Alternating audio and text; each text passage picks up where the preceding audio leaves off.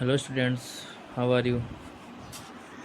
उम्मीद करता हूँ कि आपको पहले वाला लेक्चर जो अपन ने SCI के ऊपर लिया था वो समझ में आ गया होगा।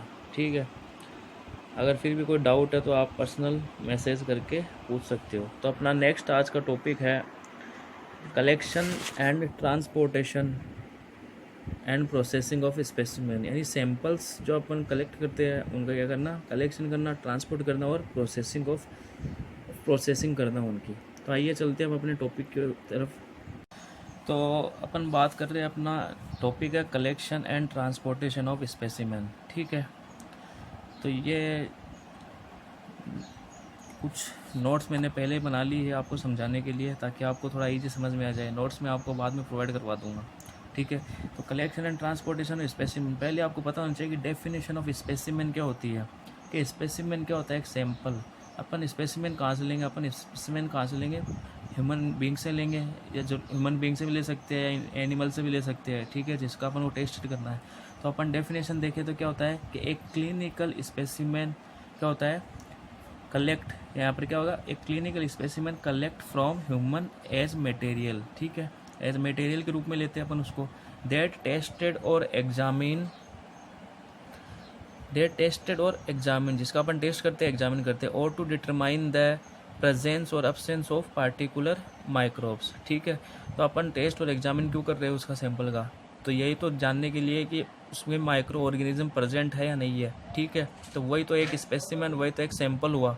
ठीक है, तो अपन आगे बात करते हैं। अपन आगे चलते हैं। स्पेसिमेन समझ गए ना आपके। स्पेसिमेन क्या होता है कि एक क्लिनिकल स्पेसिमेन होता है, सैंपल होता है, जो कलेक्ट कहाँ से किया जाता है, ह्यूमन बींग से कलेक्ट किया जाता है। जरूरी नहीं ह्यूमन बींग हो, अगर एनिमल की बात करें तो एनिमल से भी कलेक्ट कर सकते हैं अपन। तो वो किसके लिए करते हैं अपन, जो टेस्टेड और एग्जामिन, क्या टेस्ट करने के लिए, क्या एग्जामिन करने के लिए, कि उस सैंपल के अंदर माइक्रो ऑर्गेनिज्म को डिटरमाइन करने के लिए, पहचान करने के लिए। फिर अपन देखते हैं कि general consideration regarding collection of specimen, यानी स्पेसिमेन अपन कलेक्ट कर रहे हैं, उसके रिगार्डिंग कौन कौन से पॉइंट हो सकते हैं कि अपन को ध्यान में रखना चाहिए। फर्स्ट पॉइंट है अपना, all specimen must be labelled. क्या होना चाहिए, यानी जो भी स्पेसिमेन अपन ने लिया है, ठीक है, उसको अपन एक कंटेनर में डालेंगे। ठीक है, तो वो कंटेनर में डालेंगे तो पहले अपन को वो क्या, कंटेनर में अपन जो स्पेसिमेन अपन ने ले लिया, लेकिन जो कंटेनर है वो क्या होना चाहिए, पूरी तरह से अच्छी तरह लेबल्ड होना चाहिए। ठीक है, लेबल मतलब उसके ऊपर यह होना चाहिए कि पेशेंट का नेम। ठीक है, क्या क्या लेबल क्या होना चाहिए, उसके अंदर क्या डिटेल होनी चाहिए, पेशेंट का नेम होना चाहिए, date and time of sampling, क्या डेट एंड सैम्पलिंग कब ली, ठीक है, कौन सी डेट में ली, क्या टाइम था। और बारकोड सिस्टम, ये अपन बारकोड मशीन से भी जनरेट कर सकते हैं हॉस्पिटल्स के अंदर। ठीक है, जो स्पेसिमेन लिया उसको प्रॉपर लेबल्ड होना चाहिए, नहीं तो अपन को कैसे पता चलेगा कि ये स्पेसिमेन इसका है, और अगर आप लेबोरेटरी में भेजोगे तो वो मिक्स हो सकता है दूसरे पेशेंट के साथ में। ठीक है, फिर अपन बात करते हैं कि अगर सैंपल आप भेज रहे हो तो सैंपल के साथ साथ में अपन को एक साइन फॉर्म होता है, रिक्वेस्ट फॉर्म। ठीक है, वो रिक्वेस्ट फॉर्म अपन को फिल करना होता है। ठीक है, उसके अंदर क्या क्या डिटेल होती है, जो नेम और एज ऑफ द पेशेंट। ठीक है, वार्ड नंबर, कौन सा वार्ड में है पेशेंट, नेचर ऑफ स्पेसिमेन, किस टाइप का स्पेसिमेन है। ठीक है, कौन से टाइप का स्पेसिमेन आपने लिया है, और जैसे CBC है, WBC है, या फिर सोडियम पोटेशियम अपने यहाँ, site of from which sample taken, यानी कौन सी साइड से आपने सैंपल कलेक्ट किया है, बॉडी की कौन सी साइड से आपने सैंपल कलेक्ट किया है। ठीक है, इसके अलावा क्लिनिकल डायग्नोसिस, यानी पेशेंट का क्या डायग्नोसिस था। इसके अलावा ड्यूरेशन ऑफ इलनेस, पेशेंट को बीमार हुए कितने दिन हो गए, उसकी ड्यूरेशन कितनी है। और एग्जामिनेशन रिक्वायर्ड, यानी क्या एग्जामिनेशन, क्या मतलब डॉक्टर ने क्या सैंपल तो ले लिया अपने, लेकिन डॉक्टर ने क्या प्रेस्क्राइब किया है जांच के लिए। ठीक है, क्या एग्जामिनेशन, किस एग्जामिनेशन के लिए सैंपल आपको लेना है, तो वो भी लिखना है आपको। इसके अलावा इसके साथ में आपको उस फॉर्म के ऊपर डॉक्टर के सिग्नेचर करवाने हैं जिस डॉक्टर ने आपको बताया है। इसके अलावा आपके खुद के नर्स के साइन करने हैं, जो नर्स पेशेंट को अटेंड कर रही है।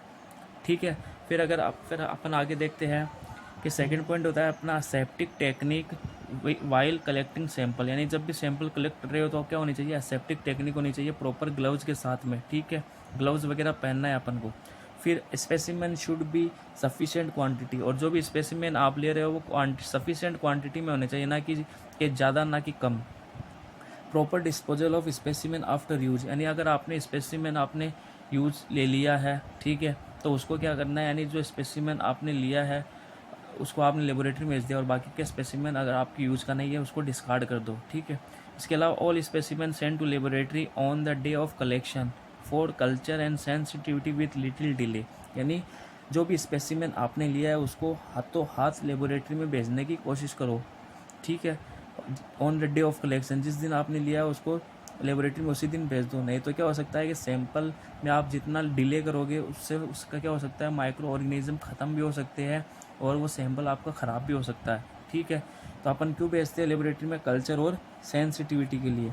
फिर नेक्स्ट पॉइंट अपना, नो एंटीसेप्टिक और anti microbial agent used in specimen, all specimen container should be sterile before use, यानी अपन ने जो सैंपल लिया है उसमें अपन को कोई भी एंटी माइक्रोबियल या फिर एंटीसेप्टिक यूज़ नहीं करना है, जो क्योंकि ये माइक्रो ऑर्गेनिज्म को ख़त्म कर सकते हैं, ठीक है। और जो भी स्पेसिमेन अपन ने लिया है वो क्या होना चाहिए, वो एक स्टेराइल कंटेनर में होना चाहिए, आप ठीक है, स्टेराइल कंटेनर में लेना चाहिए, जो ट्यूब वगैरह होती है स्टेराइल ट्यूब में उसको लेना चाहिए, ठीक है, नहीं तो वो स्पेसिमेन अपना कंटामिनेटेड हो सकता है।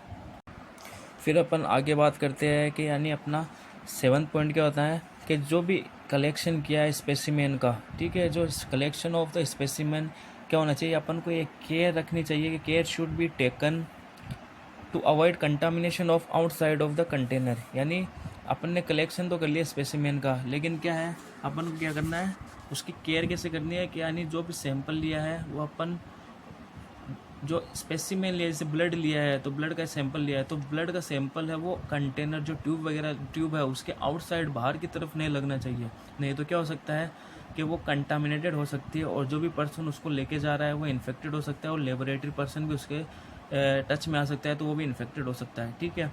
फिर अगर अपन नेक्स्ट हेडिंग की बात करें नेक्स्ट की कि अनएक्सेप्टेबल सैंपल कौन से होंगे, यानी जो लेबोरेटरी के द्वारा अनएक्सेप्ट कर लिए जाते हैं, यानी लेबोरेटरी उनका टेस्ट नहीं करती है, तो कौन कौन से सैंपल है, तो पहला है कि अनलेबल्ड और इम्प्रॉपर लेबल्ड स्पेसिमेन, यानी फर्स्ट तो है कि यानी अगर आपने सही तरह से आपने सैंपल को लेबल किए बिना लेबोरेटरी में भेज दिया, ठीक है, वो गया, या फिर इम्प्रॉपर लेबल्ड, यानी आपने सही तरह से लेबलिंग ही नहीं की स्पेसिमेन के ऊपर, तो सही तरह से लेबल नहीं की तो वो उसमें पेशेंट का नाम नहीं दिख रहा है, पेशेंट की डेट एंड टाइम है वो नहीं दिख रही है, यानी पेशेंट की डिटेल नहीं दिख रही है, तो वो सैंपल क्या कर दिया जाएगा, डिस्कार्ड कर दिया जाएगा, अनएक्सेप्ट कर दिया जाएगा।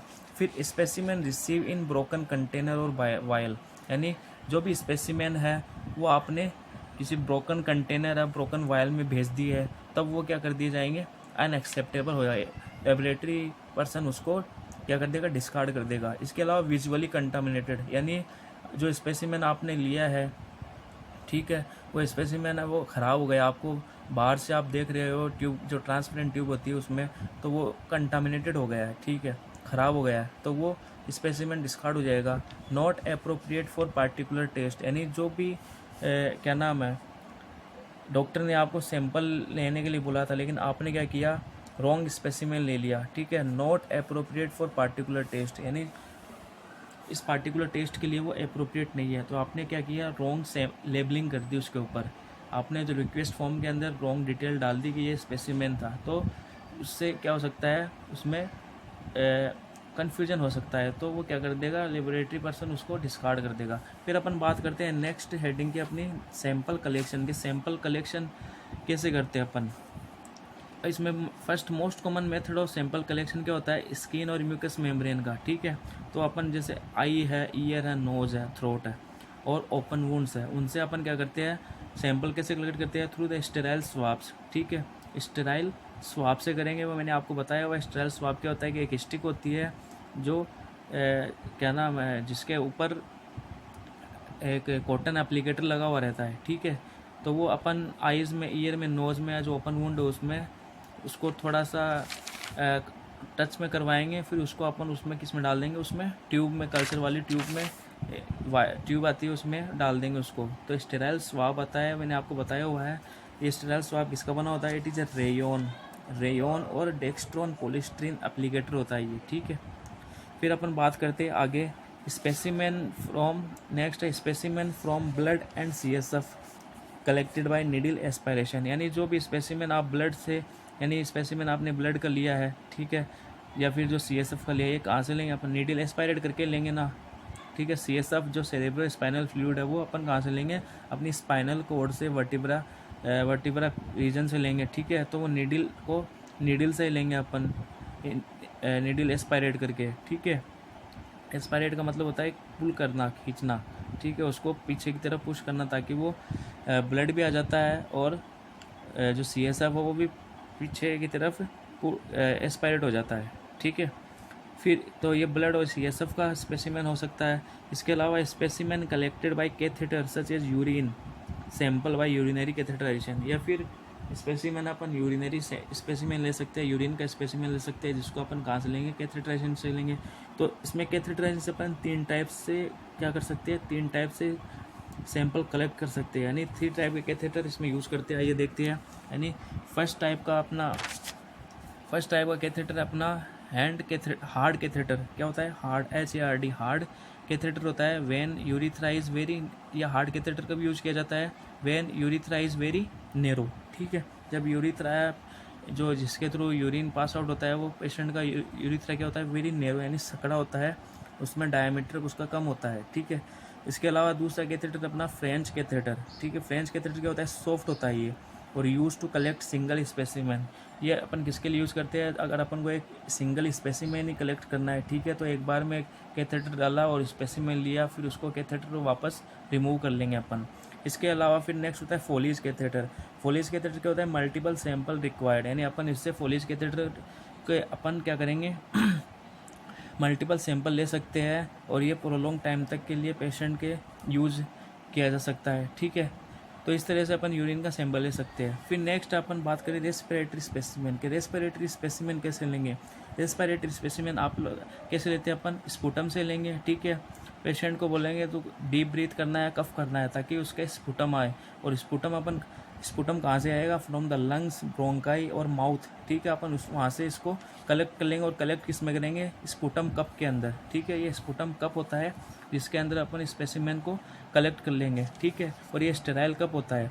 फिर आगे बात करते हैं अपन, कलेक्शन हो गया सैंपल का, अब बात करते हैं अपन हैंडलिंग ऑफ स्पेसिमेन के, हैंडल कैसे करेंगे स्पेसिमेन को।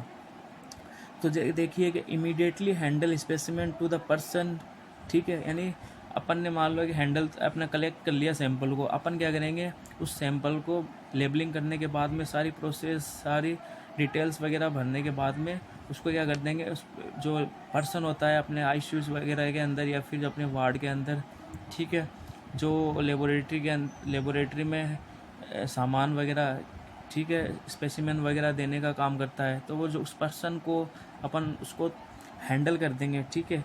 तो वो हैंडल करने, या फिर अगर वो पर्सन मौजूद नहीं हो तो अपन भी लेबोरेटरी के अंदर उस सैंपल को क्या कर सकते हैं, पहुंचा सकते हैं।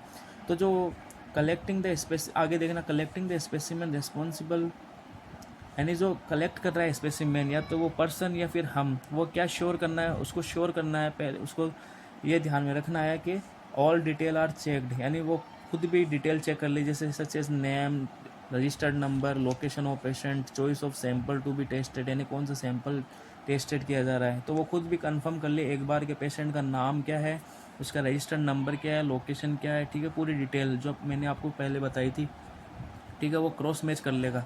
नहीं तो क्या होगा कि वो देख के आ जाएगा, फिर बाद में क्या नाम है, उसने क्रॉस मैच नहीं किया, तो आपका सैंपल क्या हो सकता है, फिर डिस्कार्ड हो सकता है, फिर आपको दोबारा सैंपल लेने के लिए बोला जा सकता है, ठीक है। तो अपन हैंडलिंग भी कर लिया। अब आती है लास्ट, ट्रांसपोर्टेशन ऑफ स्पेसिमेन। क्या आप ट्रांसपोर्टेशन कैसे करोगे स्पेसिमेन का, यानी ट्रांसपोर्टेशन मतलब कि आपने कलेक्ट भी कर लिया, ठीक है, हैंडल भी कर दिया उस पर्सन को। अब बात आती है ट्रांसपोर्टेशन, यानी आप लेबोरेटरी में आप उसको कैसे पहुंचाओगे। तो बात आती है ट्रांसपोर्ट। क्या होता है कि transport specimen as soon as to laboratory to avoid unnecessary delay, यानी जो भी आपने ट्रांसपोर्ट करना हो स्पेसिमेन को, तो उसको आपको जल्दी से जल्दी लेबोरेटरी के अंदर भेजना है, ठीक है, विदाउट एनी डिले, ठीक है। क्यों, अगर आपने डिले कर दिया तो वहाँ पर क्या हो सकता है, माइक्रो ऑर्गेनिज्म की या तो ओवर ग्रोथ हो जाएगी सैंपल में, या फिर जो माइक्रो ऑर्गेनिज्म है वो क्या हो सकते हैं, कुछ टाइम के बाद में किल भी हो सकते हैं, या फिर आपका सैंपल कंटामिनेटेड भी हो सकता है, ठीक है। तो अपन अगर मान लो कि आपको लेट हो गया है, सैंपल डिले हो गया है, तो अपन क्या कर सकते हैं, अगर डिले हो गया है तो अपन यानी डिले ना हो, ठीक है, टू अवॉइड अननेसेसरी डिले, यानी डिले ना हो, इसके लिए अपन क्या यूज़ करते हैं, ट्रांसपोर्ट मीडिया। एक ये ट्रांसपोर्ट मीडिया होता है जिसके अंदर अपन क्या करते हैं, सैंपल को भेजते हैं, ताकि अगर कुछ टाइम भी लेट भी हो गया है, 2-4 घंटे हो गए तो वो सैंपल ख़राब नहीं होता है, ठीक है। इसका ये क्या करता है transport media, it prolong the survival of micro organism, ये माइक्रो ऑर्गेनिज्म की सर्वाइवल रेट को बढ़ा देता है, ठीक है, यानी उनको लॉन्ग टाइम तक जीवित रखता है ये, ठीक है। इस जैसे एग्जांपल है इसका स्टुअर्ट मीडिया। स्टुअर्ट मीडिया है ये इसका ट्रांसपोर्ट मीडिया का एग्जांपल है, ठीक है स्टूडेंट्स। इसके अलावा अपन बात करते हैं अपना प्रोसेसिंग ऑफ स्पेसिमेन के। स्पेसिमेन की प्रोसेसिंग होती है, यानी आपने ट्रांसपोर्ट तो कर दिया लेबोरेटरी में, अब लेबोरेटरी में क्या होगा, जो स्पेसिमेन आपने भेजा है उसकी क्या होगी, प्रोसेसिंग होगी। प्रोसेसिंग मतलब पूरी तरह से जांच, यानी जो स्पेसिमेन आपने भेजा है तो स्पेसिमेन को वो क्या करेंगे, इंस्पेक्ट करेंगे अच्छी तरह से, ठीक है। फिर उसको क्या करेंगे, सेंट्रीफ्यूगेशन, ठीक है। सेंट्रीफ्यूगेशन किससे करते हैं कि सेंट्रीफ्यूगर मशीन आती है, ठीक है।